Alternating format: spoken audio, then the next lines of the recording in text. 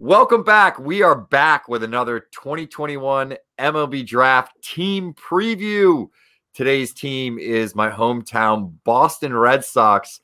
They're picking as early in the draft as I can remember, Joe.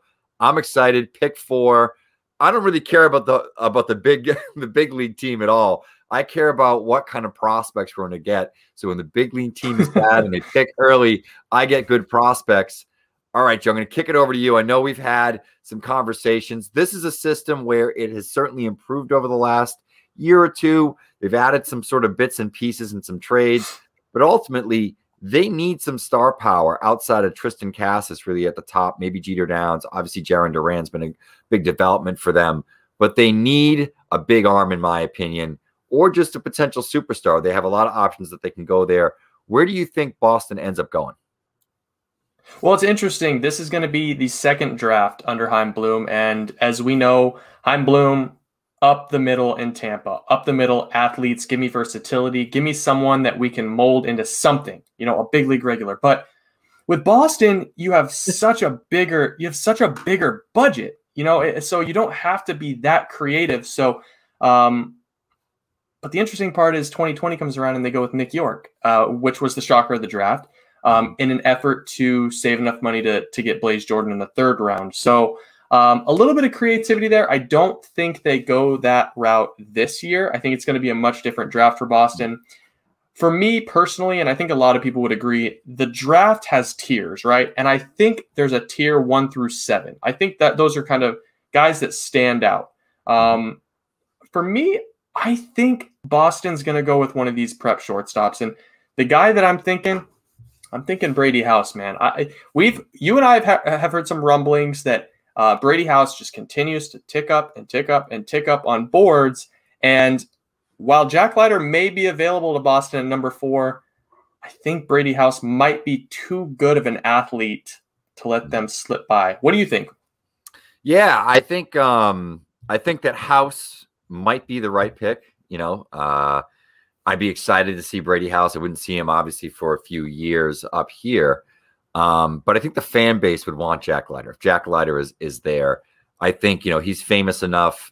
The question has come up enough and I've blown it off enough because I didn't think he was going to be available at 4 early on in the process in the winter, February when the college season started, especially when Jack was really shoving. And it has, I don't think it's subsided. I'm still getting that question just in my day-to-day interactions with Red Sox fans around here that know I cover the draft, know I cover prospects. I think either way, they're going to end up with a really good player. House, though, might have the highest upside of any player in the draft class, especially if you think he is a guy that can stick at shortstop. They have a bigger bodied shortstop at the major league level now. That's a superstar. It's a core of their team over the last couple of years. They've won a couple of titles with him in Xander Bogaerts. So I don't think they'd be necessarily far into that.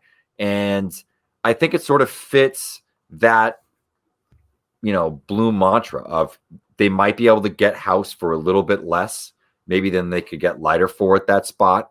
I don't know. That's up for debate. I don't have their numbers in front of me. Obviously, we're not on the line with their agents at the moment. They're not giving us what that dollar figure is, but they might be able to save some money, which would allow them to do a little bit more in the draft, especially in a draft like this, where there is a lot of depth in that 2nd to say, 4th or even 5th round range, that if you have some dollars to spend there and you can draw some guys back, you could end up with a really talented class, which is exactly what they need to replenish the system. That said, they need arms. Leiter might be the guy that fits right in. But I think whether it's House, whether it's Leiter, I think a dark horse might still be Khalil Watson, who I know the Red Sox were really high on early on in the process.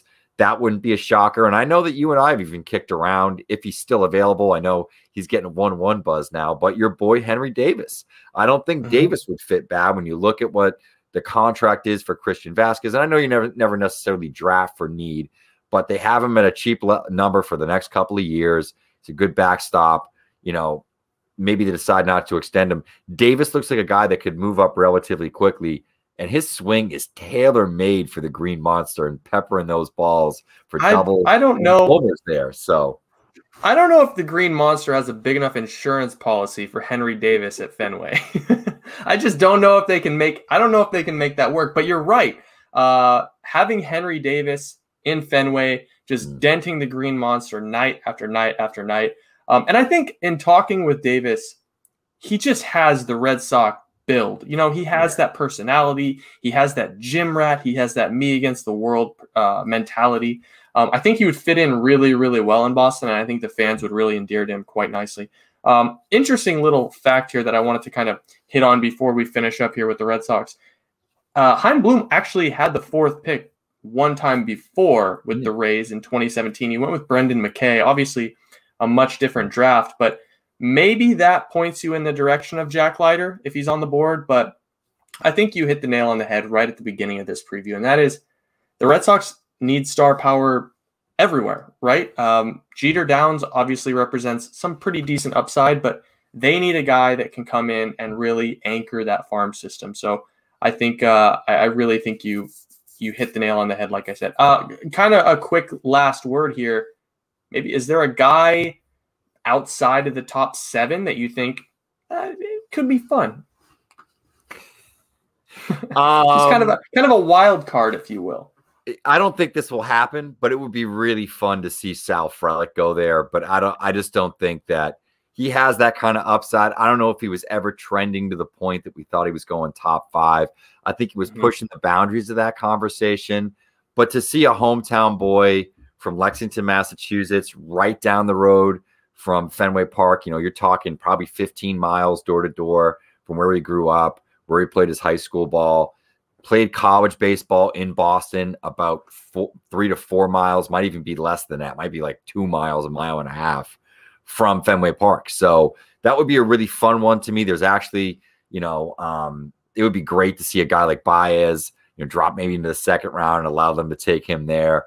Another hometown guy who is a self-proclaimed Red Sox fan. We had him on the show, and he said as much. And then Ryan Cusick, another Boston guy. There's a lot more New England talent in this draft, local Massachusetts talent than there's been in years, if ever. So I think that would be kind of a fun wild card. I don't think any of those are going to happen. I think it's going to be one of the prep shortstops. I don't know about Lawler. You know, I honestly think they would take Watson or House over Lawler if they're there. I think we both think they are.